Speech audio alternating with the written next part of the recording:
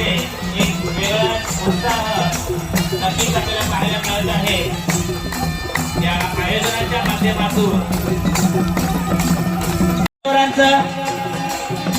खूप खूप स्वागत स्वागत स्वागत। सर्व मान्यवरांना विनंती करतो की आपण मंचावरती आसनस्थ व्हायचं आहे। आदरणीय आमदार महोदय विनोदजी निकोले साहेब की आपण मंचावरती विराजमान व्हायचे। जोरदार टाळ्यांनी साहेबांचं आपण स्वागत करूया। या भव्य मंचाचं आपण या ठिकाणी समोर यायचं आहे, खुर्चीवरती आसनस्थ व्हायचं आहे। समवेत आलेले जेवढे पण खेळाडू आहेत व्हॉलेंटियर सगळे उभे राहते पाठीमागे। व्हॉलेंटियर उभे राहतील, सगळे खेळाडू बसतील। अनुषंग या ठिकाणी या स्पर्धेला सुरुवात होत आहे। मी सर्व मान्यवरांना विनंती करतो की आपण या ठिकाणी आपल्या प्रतिमेचं पूजन करून घ्यायचे आहे। आपल्या सर्वांचे आदिवासी दैवत बिरसा मुंडा यांचं पूजन त्यांनी करावं, मी अशी त्यांना विनंती करतो। काशीनाथ महाले साहेब, शंकर महाले साहेब कृपया यायचं आहे। सोबत सातपुते साहेब कृपया आपण यायचं आहे। या ठिकाणी थोडासा आपल्याला घाई करायची आहे। या कार्यक्रमाला उपस्थित अक्षय दवणेकर साहेब, जिल्हा परिषद सदस्य, सौ निर्मला फरले मॅडम, सरपंच उदवा, श्री अशोक दांडेकर साहेब, उपसरपंच उदवा, बाबू धांगडा साहेब, अरुण कानल साहेब, ग्रामपंचायत सदस्य उदवा। स्पर्धकांची नोंदणी झालेली आहे। जोरदार टाळ्यांनी हे स्पर्धेचे यश आहे।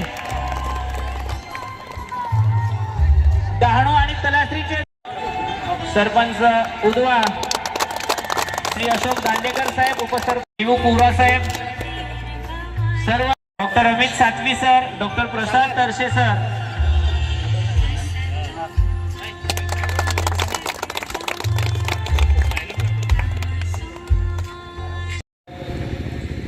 आयोजित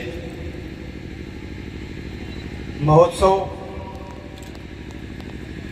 मधलं नाव आहे ते मी बघाडतो। हा क्रीडा महोत्सव 2024 आजच्या या महोत्सवाच्या उद्घाटनाप्रसंगी या मंचावरील सर्व सन्माननीय आदरणीय असे सर्व सदस्य, त्याचप्रमाणे या भागातील सर्व खेळाडू जे सध्याच आम्ही खाणीतून काढून आणलेले आहेत, त्यात चमकवायचे पुढे आपल्याला हिऱ्यासारखे असे सर्व खेळाडू आणि उपस्थित सर्व बंधू आणि भगिनींनो, खरं म्हणजे 2023-24 हा क्रीडा महोत्सव आपण पूर्ण डहाणू आणि तलासरी तालुका विधानसभा क्षेत्रामधील आपण तो महोत्सव डहाणूमध्ये ठेवला होता। या भागाचा लोकप्रतिनिधी म्हणून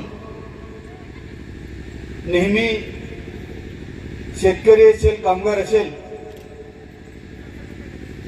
विद्यार्थी, युवक, महिला यांचे सर्व प्रश्न, त्यांच्या अडचणी घेऊन मी नेहमी रस्त्यावर असतो। संघर्षामध्ये जे यश मिळेल ते मिळतं, राहिलेल्या यशासाठी पुन्हा रस्त्यावर संघर्ष करतो की या देशाचा जो महत्वाचा जो मेन कणा आहे तो आपण शेतकरी आणि कामगार म्हणतो। कारण ह्या पृथ्वीला सजवणारा, नटवणारा हा कामगार आणि शेतकरी आहे। आणि त्याचीच मुलं ज्या आम्ही युथ म्हणून आहोत, त्या मुलांसाठी काहीतरी केलं पाहिजे। आणि म्हणून हा क्रीडा महोत्सव डहाणूमध्ये ठेवला होता। परंतु डहाणूपासून 40 ते 50 किलोमीटरवर अंतरावर राहणारा जो माझ्या मतदारसंघातला जो तरुण वर्ग आहे, ज्याला खेळामध्ये रुची आहे, त्याला मैदान उपलब्ध होत नाही. आणि म्हणून या भागातले सर्व सायवनमधले बसलेले सर्व आमचे काही वडीलधारी मंडळी आहे, त्यांना सलाम अशासाठी करेन की त्यांची दूरदृष्टी किती आहे की ह्या भागातले आमची मुलं पुढे गेली पाहिजेत. आणि म्हणून त्यांनी आणि त्यांच्या पूर्ण टीमने काही दिवसापूर्वी माझ्याशी संपर्क केला. त्याच्यामध्ये गुरा सरांचं नाव घेणार ना, तुम्ही सर ओळखता बरोबर ना, म्हणजे त्यांच्याशिवाय तर ते शक्यच नाही. परंतु गुरा सरांच्या माध्यमातून सर्व पोरं आली माझ्याकडे आणि सांगितलं की साहेब, आपण डहाणूमध्ये क्रीडा महोत्सव घेतला परंतु 50 किलोमीटरचे पोरं पार्टिसिपेट करू शकले नाही. आणि म्हणून आमची कशी संकल्पना आहे की सायवन गटापुरता मर्यादित एक आपण हा क्रीडा महोत्सव ठेवला पाहिजे, तर तुमचं सहकार्य लागेल. मी सांगितलं की तुम्ही आठवण करावी, मी नेहमी तुमच्या खांद्याला खांदा लावून उभा राहील. आणि मी त्यांना सांगितलं तुम्ही सुरुवात करा. आणि आजचं नियोजन पाहिल्यानंतर खरंच तुमच्या कमिटीला सलाम.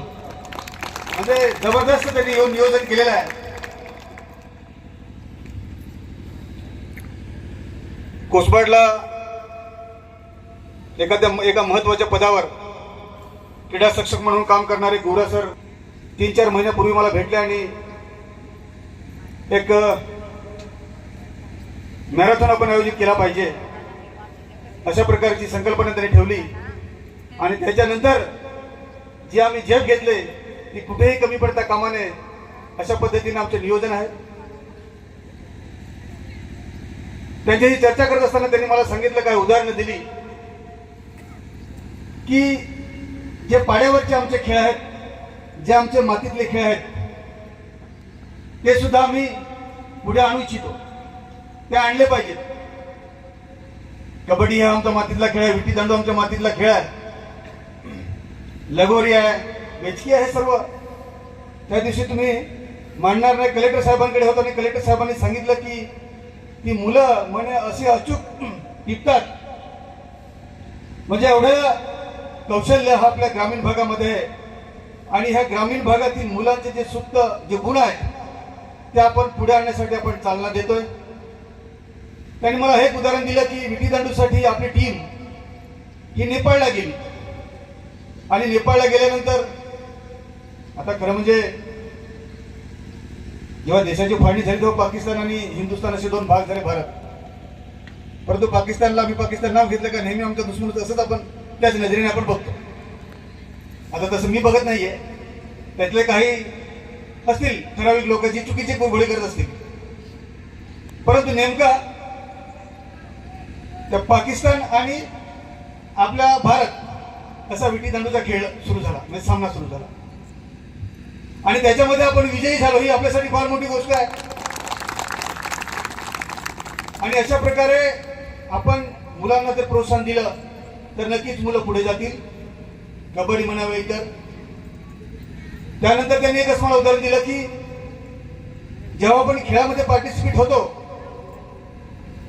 आणि त्यानंतर आपण आपलं कॉलेजीय जीवन म्हणा किंवा आपलं शिक्षण पूर्ण झाल्यानंतर आपण ही जी व्यवस्था आहे, आपल्या देशाची जी व्यवस्था आहे, ज्या व्यवस्थेच्या माध्यमातून आपला देश चालतो, खरं म्हणजे आम्ही लोकप्रतिनिधी जरी असलो तरी आम्ही त्या सभागृहामध्ये एखादा कायदा मंजूर करतो, त्याला पण नियम म्हणतो की त्या कायद्याच्या आधारे आपला देश चालला पाहिजे. परंतु तो देश पूर्ण चालवण्याची जी यंत्रणा आहे, जी गव्हर्नमेंट मेकॅनिझम आहे, त्याला आपण सिस्टीम म्हणतो. त्या सिस्टीममध्ये आपण कुठे ना कुठे सेवेमध्ये आपण रुजू होणार. उदाहरणार्थ शिक्षक होईल, कोणी डॉक्टर होईल.